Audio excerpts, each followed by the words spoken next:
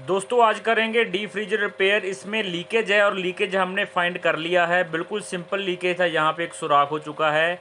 ये इसके ऊपर इसके शीशे जो हैं मूव करते हैं, जिसके कारण यहाँ से घिस गई पाइप और कोई कंकर मिट्टी आने की वजह से यहाँ से सुराख हो गया। ये घर का घस कर बिल्कुल पतली हो चुकी थी। तो यहाँ पर इसके शीशे चलते हैं, जिसके कारण ये यहाँ से घस गई। तो सवाल ये है कि यहाँ पर पाइप क्यों लगाई गई कि ये शीशे के इतना ऊपर थी। तो ये पाइप दोस्तों जो सीधा कंप्रेसर से पहले हमारी जो गैस जाती है, जैसे हमारे जाल लगा हुआ जाल में जाती है, तो ये एक जाल है पाइप का जो सीधा यहाँ से होकर फिर नीचे जाल में जाता है पाइप। तो यहाँ इस पाइप पर हीटिंग होता है। तो ये इसलिए है ताकि जो हमारा जब इस पर शीशे लगते हैं तो थोड़े देर के बाद वो शीशे क्या है कि जब फ्रीजिंग होगा तो वहाँ पर शीशे जम जाते हैं। इसलिए ये लगाया गया है कि यहाँ पर हमेशा जो है बर्फ़ जो है ना जमे और बर्फ़ नीचे नीचे ही रहे और यहाँ पर हीटिंग रहता है, इसलिए शीशे अच्छे से मूव करते रहते हैं। इसीलिए इसका यहाँ पर पाइप लगा था। ठीक है, तो प्रॉब्लम ये है कि ये शीशा तो फिर भी चलना है, तो इसमें लीकेज हो गया, जिसके कारण यहाँ से गैस लीक हो गया। क्योंकि इसमें सुराख हो गया था, इसलिए यहाँ से गैस लीक हो गया। तो अभी हम क्या करेंगे, अब हम ये सुराख है पहले इसको यहीं पर फिल करने की कोशिश करेंगे। तो अगर ये फिल हो गया तो ठीक है, नहीं तो फिर हम इसको काटेंगे। तो मैंने ट्राई किया था, लेकिन क्या है कि इस पर पानी बहुत रहता है। इस पाइप जो जहाँ पर सुराख हुआ है, तो ये जो पूरा एरिया है यहाँ पर पानी पानी रहता है। तो हो सकता है कि पानी पाइप में चला गया हो, तो फिर हमें बहुत प्रॉब्लम करेगा। इसलिए हम यहाँ से पाइप को काटना ही सही रहेगा। और काटने का एक और भी कारण है, क्योंकि यहाँ से पाइप काफ़ी घिस गया है। यहाँ से हमने लीकेज बंद कर दिया तो उसके बाद दूसरी तरफ से भी इसका लीकेज हो सकता है। ठीक है, तो ये हम कोशिश करेंगे कि यहाँ का इतने हिस्से का जो है हमें पाइप नया डाल दें और नीचे कर दें। तो इसका नुकसान भी है। नुकसान ये अगर हम पाइप नीचे करते हैं, इसको बिल्कुल इसके साथ नहीं लगाते हैं, तो ये क्या होगा कि ये थोड़े टाइम बाद जो पाइप है ये तो यहाँ पर फ्रीजिंग होना स्टार्ट हो जाएगा और शीशा मूव करने में दिक्कत आएगी। तो लेकिन हमें करना तो पड़ेगा ही, क्योंकि इस पर लीकेज है तो लीकेज निकालना है। तो चलिए इसको हम काट लेते हैं और इसकी जगह नया पाइप जो है वो फिट कर देते हैं।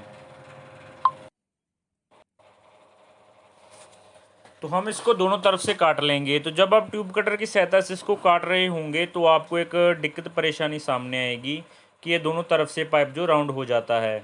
तो इस पर 3 से 4 शेक थे, तो इसलिए हमें अच्छा किया कि हमने इसको काट दिया है। अब यहाँ पर हम एक नया पीस लगाएंगे, क्वार्टर की पाइप का लगाएंगे। एक तरफ से हमने टंका लगा दिया, दूसरी तरफ से हम लगाने जा रहे हैं। तो यहाँ पर देखिए कि एक साइड तो लोहे का पाइप है 316 का और दूसरी तरफ है क्वार्टर का पाइप हमारा। तो हम क्या करेंगे कि इस दोनों को टंका तो लगाना ही है, तो कॉपर का तो कॉपर की रॉड के साथ टंका लग जाएगा, लेकिन लोहे का टंका तो लोहे की रॉड के साथ लगता है। लेकिन इसमें हम गैस वेल्डिंग के साथ हम कॉपर की तार से ही इसका टंका लगा देंगे। तो हमें क्या ज़रूरत चाहिए, हमें फ्लक्स की ज़रूरत चाहिए होती है। फ्लक्स क्या काम करता है, फ्लक्स जो हमारा लोहे का राड है उसको अच्छे से क्लीन कर देगा और हमारा जो कॉपर का टंका है उसको बिठाने में हेल्प करेगा। ठीक है, तो जो हमने इसका ट्यूब कटर से काटा था तो आगे से ये राउंड हो जाता है इसका पीस। क्वार्टर की पाइप हो, हाफ की कोई भी पाइप हो, वो राउंड हो जाती है। तो नोज प्लास की सहायता से हम उसे सेट कर सकते हैं। तो अब देखिए बिल्कुल आसानी से ये पाइप इसके अंदर चली गई। अब हम यहाँ पर टंका लगाएंगे। पहले इसको थोड़ा हीट देंगे। हीट देने के बाद हम कॉपर की राड के ऊपर थोड़ा मेल्ट कर कर इसके ऊपर हम फ्लक्स लगाएंगे और फिर इस पर टंका लगाएंगे। तो वीडियो को ध्यान से गौर से देखिए। ये टंका अगर आपसे सही नहीं लगता है तो आपकी लीकेज हमेशा रहेगी और आप डीप फ्रीज़र कभी अच्छे से रिपेयर नहीं कर पाएंगे।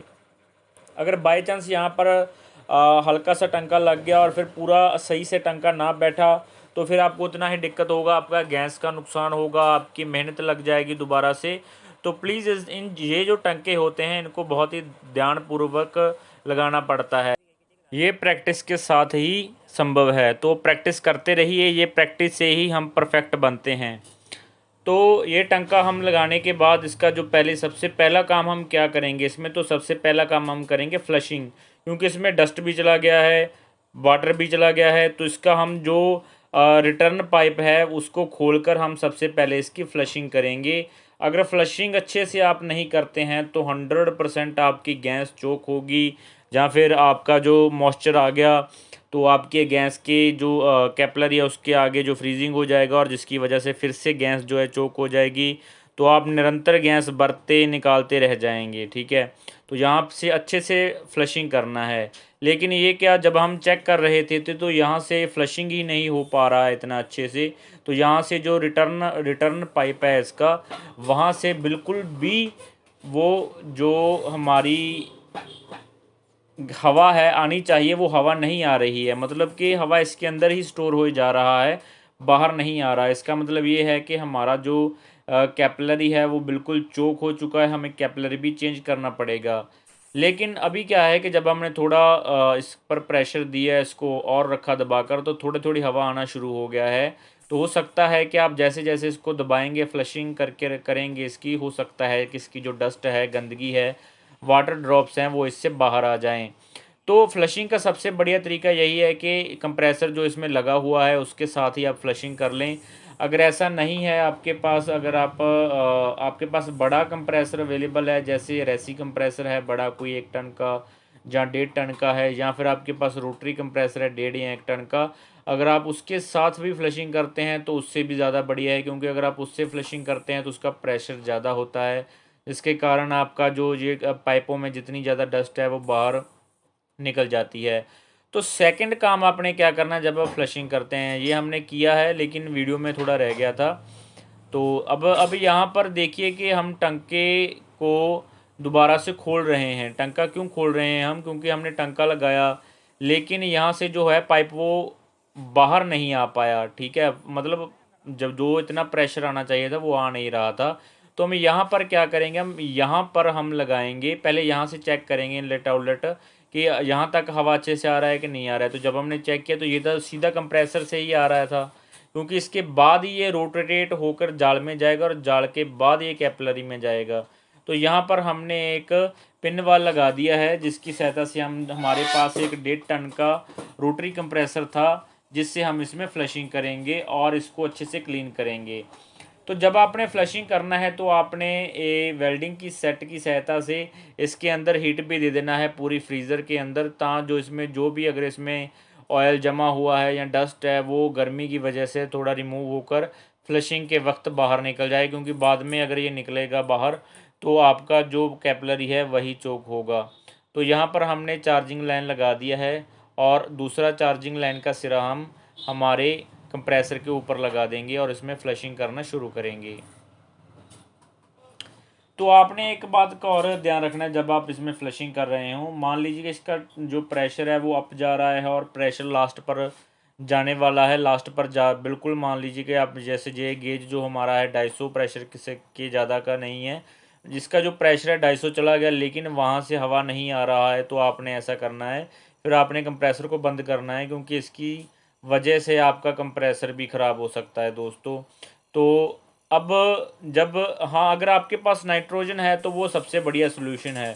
हमारे पास अभी नाइट्रोजन ख़त्म था, हमारे अवेलेबल नहीं था, तो इसलिए हम कंप्रेसर की सहायता से कर रहे हैं। अगर आपके पास नाइट्रोजन है तो आप नाइट्रोजन से फ्लशिंग कीजिए, इससे बेटर कोई नहीं है। इससे बेटर आपका जो कंप्रेसर है जो लगा हुआ है, जहाँ हम अलग से कंप्रेसर लगाकर इसमें फ्लशिंग करेंगे, सबसे बढ़िया जो हमारा यही है, अगर हमारे पास नाइट्रोजन है, ठीक है। तो नाइट्रोजन हमारे पास तो नहीं थी, तो इसलिए हम कंप्रेसर लगाकर ही इसका फ्लशिंग कर रहे हैं। तो फ्लशिंग तो एक बार मुझे लगता है कि इसका पाइपिंग जो है वो खुल गया है और फ्लशिंग हमारा चालू हो गया है।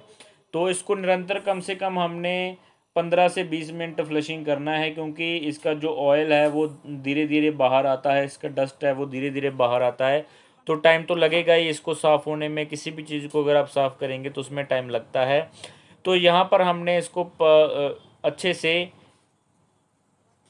क्लीन कर लेना है। उसके बाद यहाँ पर हम पिन वाल लगा रहे हैं। पिन वाल यहाँ क्यों लगा रहे हैं, क्योंकि यहाँ से भी हम फ्लशिंग इसका करेंगे। जो इसका रिटर्न वाला पाइप है वहाँ से फ्लशिंग कर रहे हैं, तो जो फ्लशिंग यहाँ पर निकलेगी।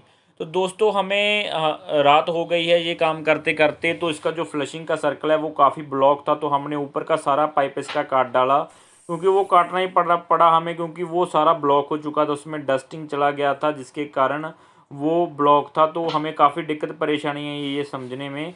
तो इसलिए मैं आपको बताता हूँ, अगर आपका पाइप ब्लॉक हो रहा है तो जहाँ से ब्लॉक था उसका सारा नज़दीक का सारा एरिया आप काट दें। तो यहाँ हमने काट दिया। जैसे ही हमने नज़दीक का सारा एरिया काटा तो इसमें पूरा प्रेशर के साथ जो रिटर्न है वो उसमें हवा आने लगा उसका। तो बहुत अच्छे से हमारा जो हमारा पाइपिंग है वो क्लीन हो गया है। क्लीन होने के बाद अब हम क्या करेंगे कि इसको काट लिया है, काटने के बाद हम कंप्रेसर के साथ अटैच कर देंगे इसका रिटर्न पाइप भी, ठीक है।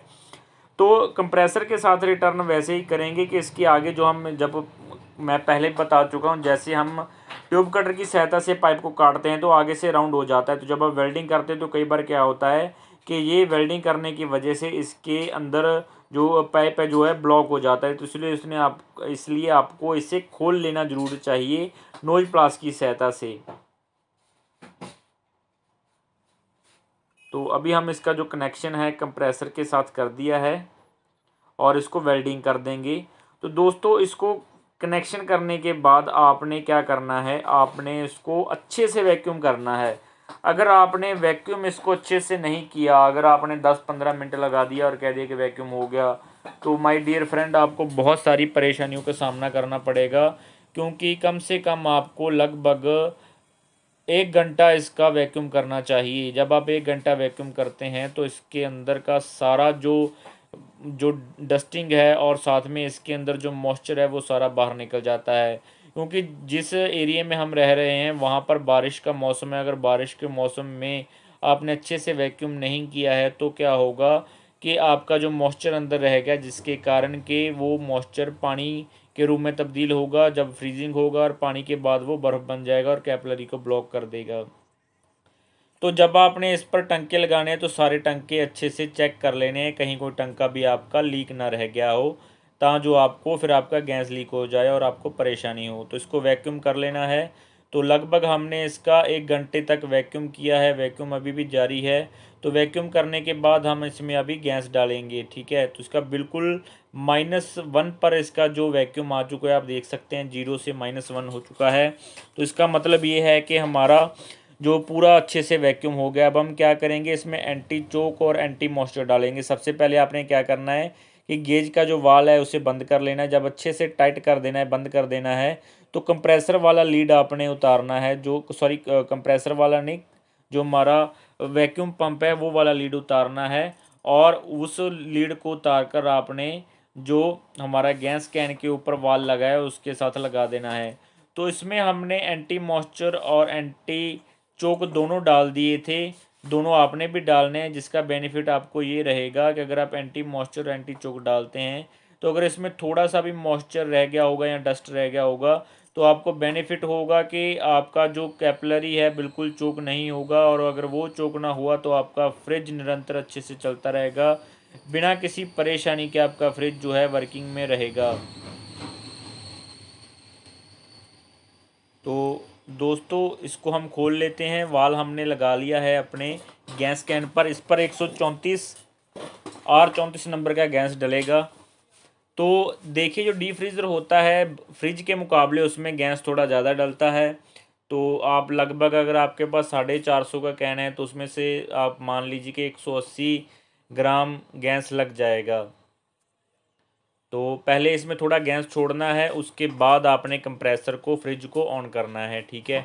तो पहले हमने थोड़ा गैस छोड़ा इसमें, जिसके कारण इसका वैक्यूम टूट गया, और फिर हमने इसको कंप्रेसर को ऑन कर दिया। फिर ये निरंतर चलना चाहिए और इसका एम्पेयर फ्रीजिंग वगैरह आपने सारा चेक करना है और इसका टाइमिंग चेक करना है कि ये अच्छे से फ्रीजिंग कर रहा है, जितने टाइम में से करना चाहिए कि नहीं। अगर कोई गड़बड़ है तो आपको गैस कम ज़्यादा करना पड़ेगा। अगर ये कूलिंग कम कर रहा है और आपने वैक्यूम गेज पर देखा कि आपका जो सुई है माइनस पर चला गया है तो इसका मतलब ये चोक हो चुका है। आपको दोबारा से इसको फिर सारा गैस डालना पड़ेगा। लेकिन हमारा बिल्कुल सही चल रहा है, तो हमारा जो डीप फ्रीजर है वो चोक नहीं हुआ है, ये बिल्कुल ठीक हो चुका है। तो वीडियो को लाइक और शेयर ज़रूर कर देना। वीडियो बनाने में बहुत मेहनत लगती है।